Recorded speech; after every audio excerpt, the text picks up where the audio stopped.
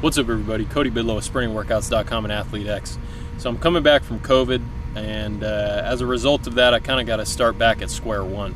So right now, my goal is really just to build back up my work capacity, get my strength back, and then, keep on progressing kind of from where I left off prior to getting sick. Before I got sick, I was in pretty good shape overall. Like, I was able to do 250, 200, 150 for a couple sets, 3 minutes rest in between. I was able to hang clean 315.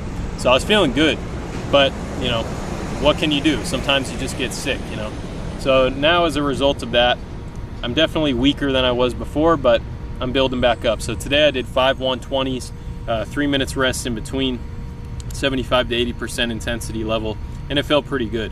Last time I was out here, I could only do 2 runs, so doing 5 is a pretty good progression, and I'm sure that, within a week or two, I should be back to where I was prior to getting sick. Now, I think it's important to consider that as athletes and as coaches, we all have a certain bias in how our philosophy is set up or what system of training we use. And I think it's important to have a philosophy or have a certain system of training that you follow. But at a certain point, if you get too glued to that or you get too locked into one way of thinking, you can start to neglect certain aspects of training. And for me, I tended to neglect tempo endurance training. There's a number of reasons for that. One is I did a lot of over distance running in college, worked for a little while, but then I got hurt and I got kind of, turned off to all that. Also, when I was at Altus, that was during a time where the current thing in vogue was to sort of neglect longer running and just focus on speed, acceleration, and that sort of thing. But as a result of doing mostly speed work and acceleration work for the past however many years, I've noticed that there is a diminishing returns effect if all you're doing is high intensity sprinting. On one hand, it can be pretty harsh on your body to just run fast all the time. It beats up your tendons, your joints, that sort of thing. So you can only do so much of that within a week. But if all you're doing is speed work all the time, then you're really missing out on developing your cardiovascular system, on how many strides you can do within a workout, how much distance you can actually cover in a workout. And even though the intensity level of a tempo workout is relatively low compared to our speed days, there's still a skill development aspect you can get out of running around the track at 75%.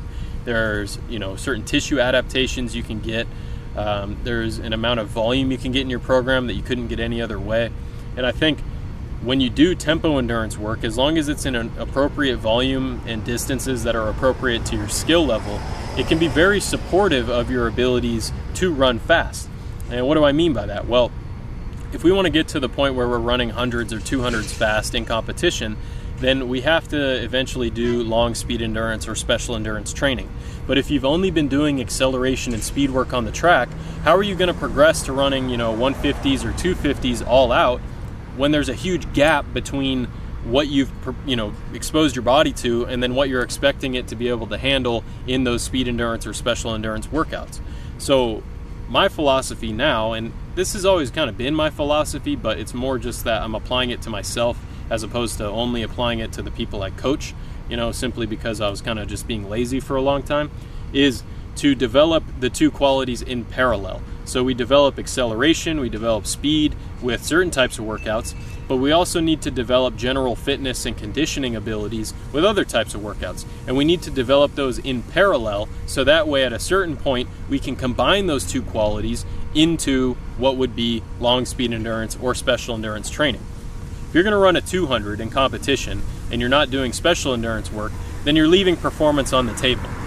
But you can't simply progress. Well, you can do whatever you want, but you're not going to get the best effects out of your training if you go from running 30s, 40s, and 50s into running a 250 all out for your special endurance work. We have to build up to that. So how do we build up to that? Well, like I said, we develop the qualities in parallel.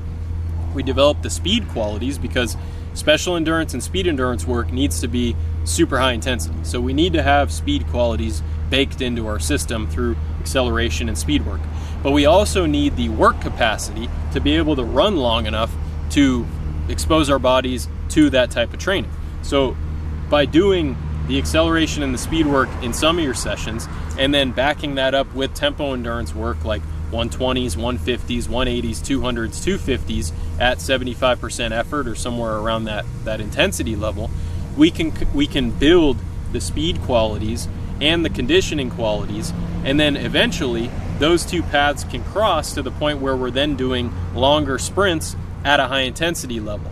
But if all we do is the acceleration and speed work, and we just do a complete linear progression from that up to, short speed endurance to long speed endurance, special endurance, having tried that myself with myself as the test subject, I just don't think that you can get as much out of that as compared to if you were to have some amount of lower intensity running built into your program during your preseason or your off season. It doesn't mean you have to go out and run, 2300s or run 600s or anything like that. Maybe if you're a 400 meter runner, you need to bump up the volume to a higher level. But as a 100 and 200 meter athlete, I think doing things like 6 150s, 6 200s, 250, 200, 150 for multiple sets. Workouts like that are going to be very supportive of our ability to progress towards special endurance training, but it allows us to train those, conditioning and fitness related qualities at an intensity level that isn't so stressful that it just crushes us. We can sort of ease our body toward the ability to run a 250 all out by starting at 50, 60%, then bumping up to 70, 75%, 80%, while also progressing our acceleration and speed work at the same time. And then once we get to the point where we can run repeat 200s or 250s or 150s, depending on, the type of athlete you are and what's good for you, once you can do those repeated longer sprints at a lower intensity level and you've done enough acceleration and speed work, then you're going to be able to transition into doing 150s all out, 200s all out, 250s all out. And one of the benefits that you're going to get, not only just, the ability to run that distance without breaking down too much, you're also going to get the benefit of being able to recover better between your high intensity efforts. So if you have a well-developed cardiovascular system, well-developed aerobic energy systems in your body, that's going to support your ability to recover between reps at high intensity levels. So even though running, 6 by 150 at 75% effort isn't going to inherently make you faster in and of itself, it will allow you to recover better during those workouts that are going to directly make you faster, because you're not just relying on anaerobic energy systems at that point. You can let the aerobic system in your body help you recover between reps, so you have a higher quality overall session when you're doing speed work, and you're going to be building up that ability to just simply run far enough of a distance to then eventually do speed endurance work. And you're going to have both the speed qualities built up as well as the conditioning qualities built up. And when you have that combination, that allows you to progress properly into long speed endurance and special endurance work. And that stuff can be kind of the cherry on top that'll really push you to the next level. So that way, when it comes time to compete, you can sprint the whole distance of your race without much of an issue. But if you neglect tempo endurance work, it's going to be very hard to get to the point where you can run a 200 all out in competition and not feel like you're dying. Take it from me as someone who has tried that approach and kind of failed at it, that you have to have some amount of low intensity training in your program, and that low intensity training is going to be supportive of the high intensity qualities that you're trying to develop. You can't look at it simply as, if I'm just running slow, then that's not going to help me run faster. Yeah, you may not get a direct speed enhancement effect out of running slow 150s, but it will build up certain qualities and capacities in your body that will allow you to do the work that you need to do in order to run fast. It comes back to that concept of training to train versus training to perform. During the off season, yes, we need to do some training to perform, which is your acceleration and your speed work, but we also need to do some amount of training to train. Training that helps develop our ability to train in ways that will then, when we transition to training to perform, will allow us to train in a way that helps us perform at a higher level. So we do the tempo endurance work to build our capacity to train, our ability to handle certain volumes and certain intensity levels.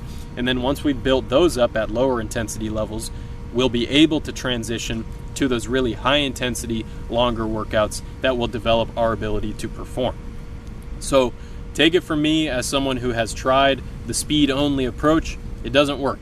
Just like the slow only approach doesn't work, there has to be some balance in your program between slower workouts and faster workouts, shorter workouts and longer workouts. And if you can get that progression, if you can nail that progression, then that's what's going to set you up to run your fastest in competition. So hopefully this makes sense to you guys, that during the off season and during the preseason, we need to be combining both faster, shorter workouts with longer, slower workouts, so that way we can eventually bridge the gap to go from not just fast, short workouts, but eventually do fast, longer workouts that are going to be very relevant for our specific performance needs, like running a 100 or running a 200 in competition. And by doing the speed and the acceleration work in parallel with the tempo endurance work, we can set ourselves up to progress properly and optimally toward speed endurance, long speed endurance, and special endurance work. So hopefully you guys understand what I'm talking about here. Hopefully this makes sense to you guys. But that's all I got for you today, so I'm going to check out. But this is Cody Bidlow of SprintingWorkouts.com and AthleteX, signing off.